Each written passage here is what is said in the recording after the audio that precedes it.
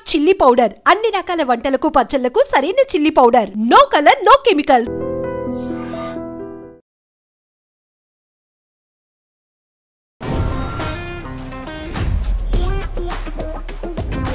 Hi hello నమస్తే, welcome back to our channel. నేను మీ వైషు. పెళ్ళి అవసరమా? మ్యాండేటరీనా? రాజ్యాంగంలో ఉండే రూలా? పెళ్లి చేసుకోలేదు 29 వచ్చాయంటే ఇంకా పెళ్లి చేసుకోవట్లేదా, మీ ఇంట్లో సంబంధాలు చూడట్లేదా అని అడుగుతారు. పెళ్ళి ఎందుకు చేసుకోవాలండి అంటే మ్యాండేటరీ రూల్ ఏమైనా ఉందా? ఎవరైనా చెప్పారా? పెళ్ళి చేసుకోకపోతే ఏమవుతుంది? పెళ్ళి అనేది ఆప్షనా, లేకపోతే అవసరమా, లేకపోతే ఇంకేమైనా? ఈ విషయం గురించి మాట్లాడడానికి రిలేషన్షిప్ ల్యాబ్ ప్రోగ్రాంలో రిలేషన్షిప్ ఎక్స్పర్ట్ ఉషశ్రీ గారు ఉన్నారు. మేడంతో మాట్లాడదాం. Hello ma'am. హాయ్ వైషు. నమస్తే. నమస్తే. బాగున్నారా? బాగున్నాను. పెళ్ళి మ్యాండేటరీనా మ్యామ్? అసలు చేసుకోవాలా, అవసరం లేదా, రూలా, లేకపోతే వాళ్ళ కోసం వీళ్ళ కోసం సమాజం కోసం 25 ఏళ్ళు నిండితే పెళ్లి చేసేసుకొని వెళ్ళిపోవాలా? పెళ్ళి అంటే ఏంటి వైషు? అబ్బో, ఇది పర్లేదు చెప్పు. 30 సెకండ్స్ నీకు టైము. రెండు మనసులు కలయిక, రెండు కుటుంబాలు కలయిక, 7 తరాలు అటు చూసి 7 తరాలు ఇటు చూసి చేసేది ఒక పెళ్ళి. ఇంతే తెలుసు మ్యామ్. అది పాస్ట్. ఫ్యూచర్ ఆఫ్ పెళ్ళి ఏంటి? ఫ్యూచర్ ఆఫ్ పెళ్ళా? DINK ma'am. అది ఇప్పుడు ఎంత పెళ్ళి అంటే డింక్. డింక్ అంటే డ్యూయల్ ఇన్కమ్ నో కిడ్స్. ఓ, అలా జరిగిందా? ఇప్పుడు అలా జరుగుతుంది. పెళ్ళి అనేది ముందే రూల్స్ పెట్టుకొని ఇద్దరం సంపాదిద్దాం, పిల్లలు అవసరం లేదు, లైఫ్ ఎంజాయ్ చేద్దాం. ఇప్పుడు అది పెళ్ళి అంటే. ఓకే. అసలు పెళ్ళి అంటే అట్లీస్ట్ ముందుకి లోక ఏమంటారు, కళ్యాణం. లోక కళ్యాణం కోసం చేసుకునేది పెళ్ళి అనేవారు అప్పుడు. లోక కళ్యాణం అంటే ఏంటి? ఇంకా ముందుకి ఎట్లా తరతరాలు నడిపిస్తూ ఉండడానికి పెళ్ళి, నెక్స్ట్ జనరేషన్ కోసం పెళ్ళి, పిల్లల్ని కంటం కోసం అనేది మీ భాషలో. టెక్నికల్లీ పెళ్ళి ఎందుకు చేసుకునే వాళ్ళు తెలుసు ఇదివరకు? ఓకే. అసలు పెళ్ళి అనే కాన్సెప్ట్ ఎందుకు వచ్చిందో తెలుసా? నాకు తెలిసిన ఒక చిన్న ఎగ్జాంపుల్.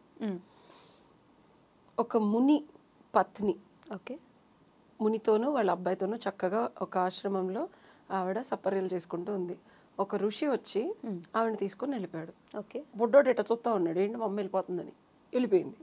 ఆ నైట్ రాలా, నెక్స్ట్ రోజు రాలా, అలా 11 రోజులు రాలా.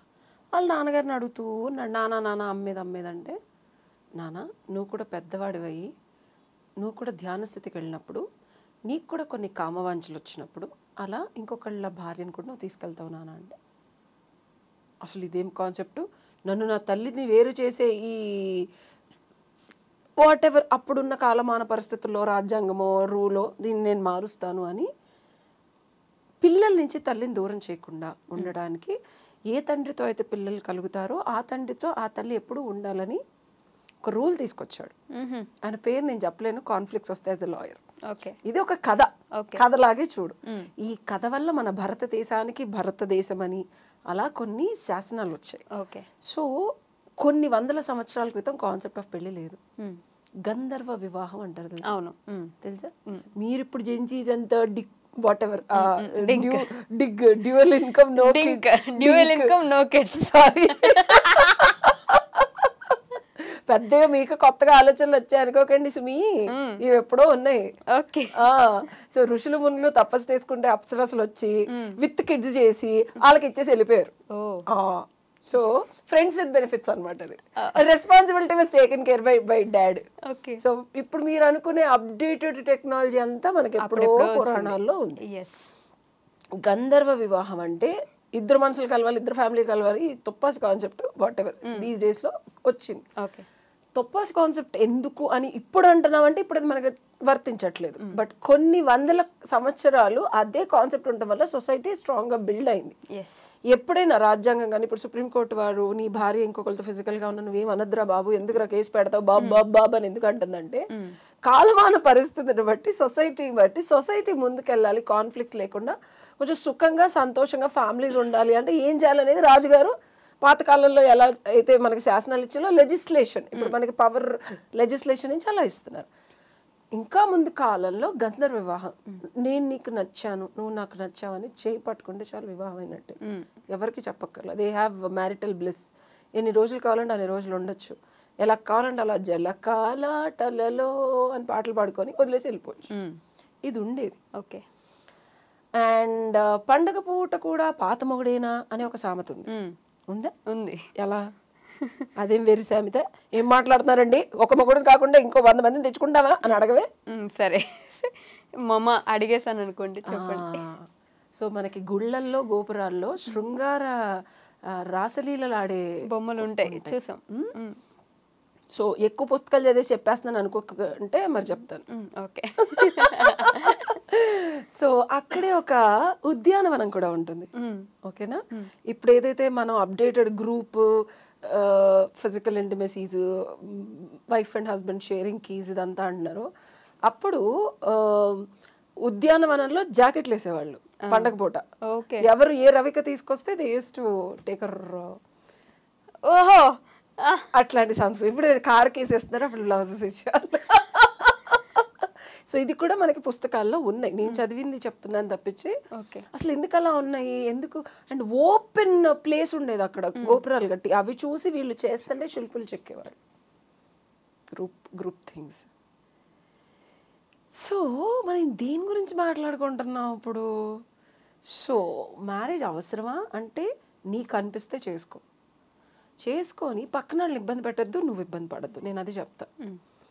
ఒక మనిషితో కలిసి ఉంటే జీవితం ఎంత బాగుంటుంది అని అలాగా ఊహించుకొని పెళ్లి చేసుకోవద్దు. ఈ మనిషి లేకపోతే నా జీవితం ఎలా ఉంటుంది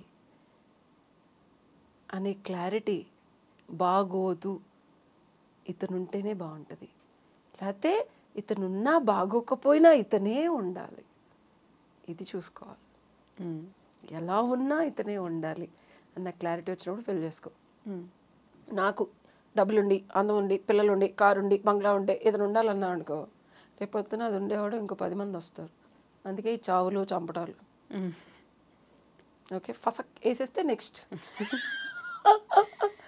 సో పెళ్ళి అనేది ఒక అవసరం కాదు, పెళ్ళి అనేది ఒక బంధం. ఆ బంధం అల్లుకుంటూ చెక్కుకుంటూ చిక్కబడుతూ ఉంటే బాగుంటుంది, అంతేగాని విప్పుకుంటూ కొట్టుకుంటూ ఊడిపోతే అస్సలు బాగా. చేసుకోవాలని మనకుంటే చేసుకోవాలి, కానీ వాళ్ళ కోసం వీళ్ళ కోసం ఫ్యామిలీ కోసం వయసు అయిపోతున్నాను అస్సలు కాదు. అండ్ ఇద్దరు వ్యక్తుల మధ్యలో ఒక లాంగ్ టర్మ్ రిలేషన్షిప్ కొన్ని సంవత్సరాలు ఉంటుందన్న క్లారిటీ ఉంటేనే చేసుకొని వాళ్ళని ఇబ్బంది పెట్టి సొసైటీలో పరువు పోగొట్టుకుని పేరెంట్స్, ఇప్పుడు this lot of things which is involved. అంతకైతే లివ్ ఇన్ ఉండదు. Nobody is objecting these days. 3 ఏళ్ళో 5 ఏళ్ళో 10 ఏళ్ళో, యూఎస్లో అయితే 15 ఏళ్ళు కూడా లివింగ్ ఉన్నాయి.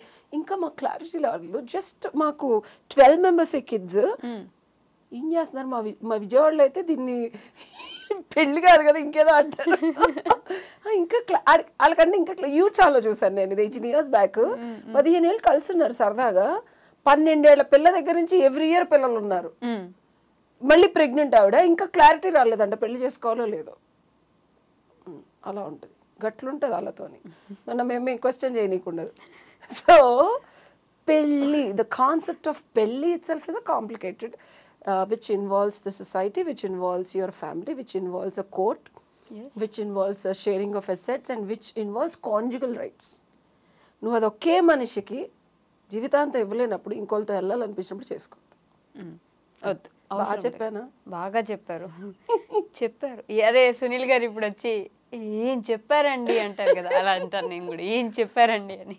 Thank you. కాంప్లికేట్ చేసుకోకండి జీవితాన్ని.